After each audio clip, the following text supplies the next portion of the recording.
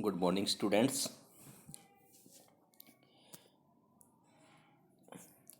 BCom first year की जो अपने एबीएसटी के सेकंड पेपर की जो अपने वीडियो की सीरीज बना रहे हैं रिवीजन के लिए, उसी क्रम में आज मैं आपके लिए मीडियन से संबंधित क्वेश्चन ही लेके आया हूँ।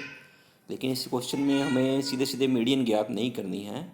मीडियन हमें पहले से पता है, लेकिन हमें कुछ फ्रीक्वेंसी मिसिंग है, कुछ वर्गों की, वो मिसिंग फ्रीक्वेंसी निकालनी है। तो कहने का मतलब है कि आज के वीडियो में अपने ऐसा एक न्यूमेरिकल हल करने जा रहे हैं जिसमें हमें मिसिंग फ्रीक्वेंसी की गणना करनी है। यानी मीडियन हमें दे रखी है लेकिन फ्रीक्वेंसी मिसिंग है, उस मिसिंग फ्रीक्वेंसी की अपने को कैलकुलेशन करनी है। वो हम कैसे करेंगे जब हमें मीडियन दे रखी हो और कोई फ्रीक्वेंसी मिसिंग हो, तो वो हम कैसे करेंगे वो अपने इस एग्जाम्पल में हमें देखेंगे।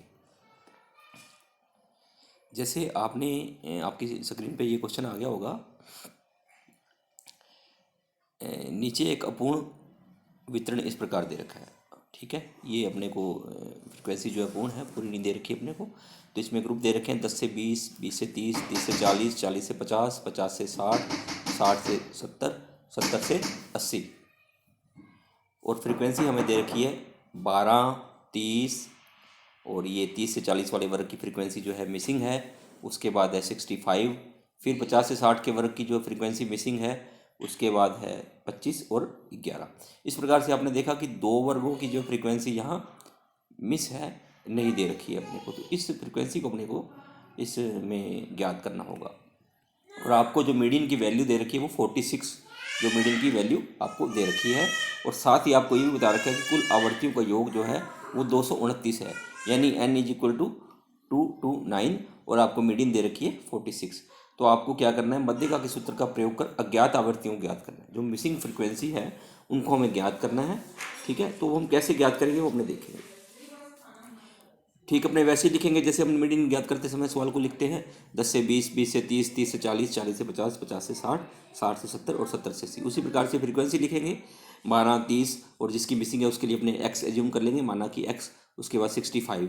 तो आपने ये देखा कि भाई इसमें जो है हमें मीडियन दे रखी है 46। तो मीडियन 46 देने का मतलब है कि जो हमारी मीडियन है वो 40 से 50 वाले वर्ग में है, क्योंकि 46 इसके अंतर्गत ही आता है। तो 40 से 50 वाले वर्ग में हमारी मीडियन है। तो इस तक, यहाँ तक अपने सी एफ की गणना कर लेंगे। तो 12, फिर 12 में 30 जोड़े 42, और 42 में ये एज्यूम किया हुआ हमने एक्स, 42 प्लस एक्स, उसी प्रकार आगे 65 जोड़ दिया तो 107 प्लस एक्स आ गया।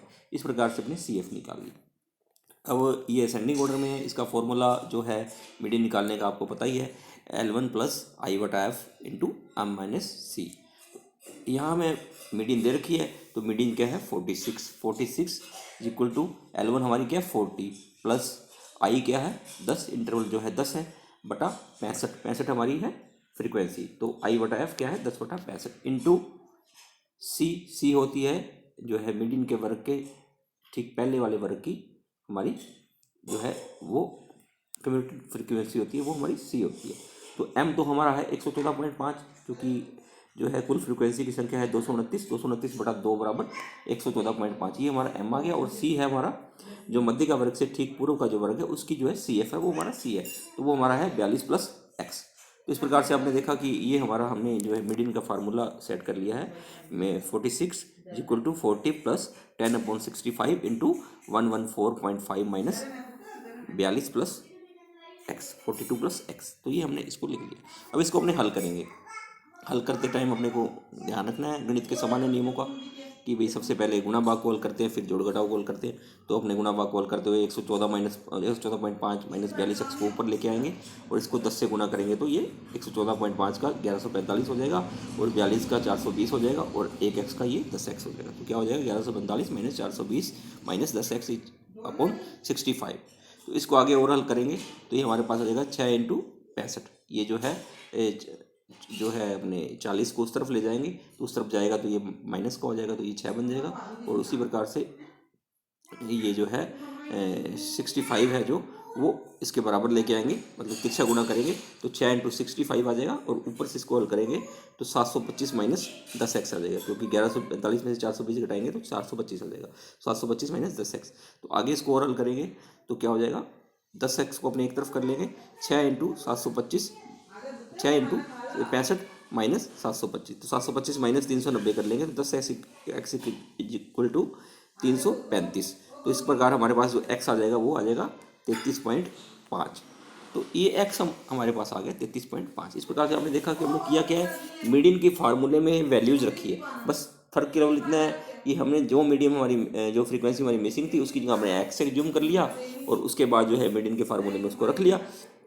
तो मीडियन हमें पता थी तो मीडियन को उसी फार्मूले में एज इट इज हमने रख लिया। तो उस प्रकार से हमने x की जो है गणना कर ली, वो है 33.5। तो इस प्रकार से जो हमारी पहली जो मिसिंग फ्रीक्वेंसी है वो है 33.5। अब हमारे पास जब एक मिसिंग फ्रीक्वेंसी आ गई तो दूसरी ज्ञात करने वाली आसान है, क्योंकि हमारे पास टोटल जो है फ्रीक्वेंसी जो है n बराबर हमें 229 दे रखा है, यानी कुल फ्रीक्वेंसी का योग दे रखा है 229। तो उसमें से अगर अपने जो फ्रीक्वेंसी ज्ञात है वो घटा देंगे तो दो फ्रीक्वेंसी का योग आ जाएगा जो हमारे पास नहीं है, एक तो x और एक y। तो पहली जो है x आ गई हमारे पास 33.5। अगर हम इस 33.5 को इस सीरीज में रख दें तो हमारे पास दूसरी भी ऑटोमेटिक आ जाएगी, क्योंकि कुल टोटल हमें 229 पता है। वो कैसे निकालेंगे, हमने आउट ऑफ 229 में से हमने डिडक्ट कर देंगे 176.5, क्योंकि इसके अलावा 176 आ रहा है। 176.5 निकालने के बाद जो हमारे पास आ जाएगा, और उसमें से अपने जो है एक 33.5 भी हमारे पास आ गई है, जो फ्रीक्वेंसी हमें पता नहीं थी वो भी निकाल दी है, तो बचेगा 52.5। तो 52.5 जो है इसका मतलब ये है कि ये दूसरी मिसिंग फ्रीक्वेंसी जो हमें नहीं पता। तो इस प्रकार से पहले अपने पहली मिसिंग फ्रीक्वेंसी तो मीडियन के फॉर्मूले से पता लगा ली, वो हमारी 33.5 आ गई।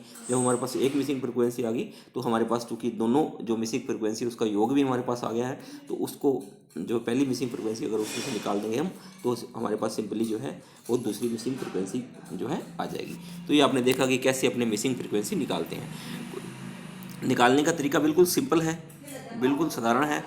देख, इसमें एक ही चीज़ को आपने देखना है, एक ही चीज़ का ध्यान रखना है कि जब आप फार्मूले में अपने वैल्यूज रखेंगे तब अपने को ध्यान रखना है कि बीज नियमों का, गणित के नियमों का, सामान्य नियमों का पालन हो, कहीं हम कैलकुलेशन में गड़बड़ नहीं करें। इसके अलावा कोई दिक्कत नहीं है।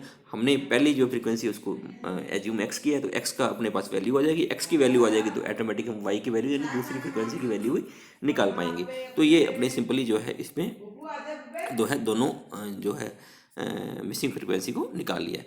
अब आगे जो क्वेश्चन का दूसरा भाग है उसमें कहता है कि पूर्ण सारणी से समांतर माध्य की गणना कीजिए। अब उन्हें मिसिंग फ्रीक्वेंसी तो अपने पास आ गई है, अब समांतर माध्य की गणना करनी है। समांतर माध्य की गणना सिंपल है, मीन की गणना करनी है, वो अपने एक बार देख लेते हैं। ये हमें ग्रुप दे रखे हैं एक्स, और हमारे पर एफ आ गई है। देखिए अपने 33.5 और 52.5 जो पहले मिसिंग थे वो भी हमारे पास आ गए हैं, तो एक्स आ गया है और हमारे पास एफ भी आ गया है। तो एक्स का जो है मिडिल वैल्यू निकालेंगे अपने 10, 20, 20 से 30, 30 से 40 पर मिडिल वैल्यू हो जाएगी 15, 25, 35, 45, 55, 65 और 75। और इसको क्या करेंगे, एफ एक्स कर लेंगे, एक्स इंटू एफ।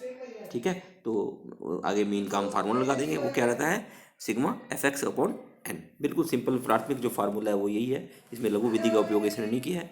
आप चाहो तो कर भी सकते हो, उसमें एज्यूम्ड मीन मान लोगे, एज्यूम्ड मीन मान के अपने डीएक्स निकाल लेंगे, और आगे उसको हल और आसान करना चाहो तो इसे क्लास इंटरवल से भाग दे करके वो निकाल लोगे। उसका फार्मूला आपको पता ही है कि एज्यूम्ड मीन प्लस मतलब a plus sigma d x upon n into interval.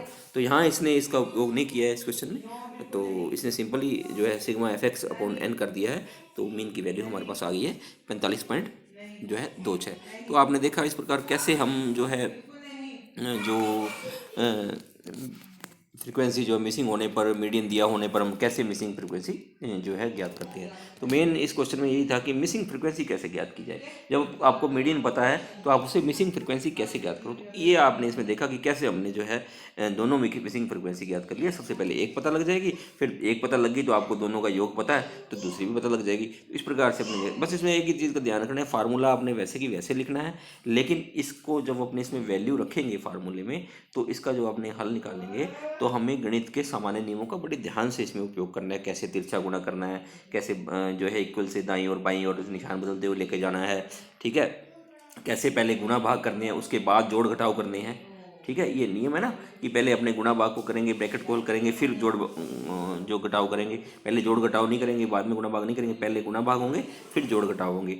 तो इसी प्रकार आप गणित के जो सामान्य नियमों का उपयोग करते हुए इसको जब उपयोग करेंगे तो आपके सामने बड़े सिंपल तरीके से इसमें जो आपके पास जो है मिसिंग फ्रिक्वेंसी आ जाएगी।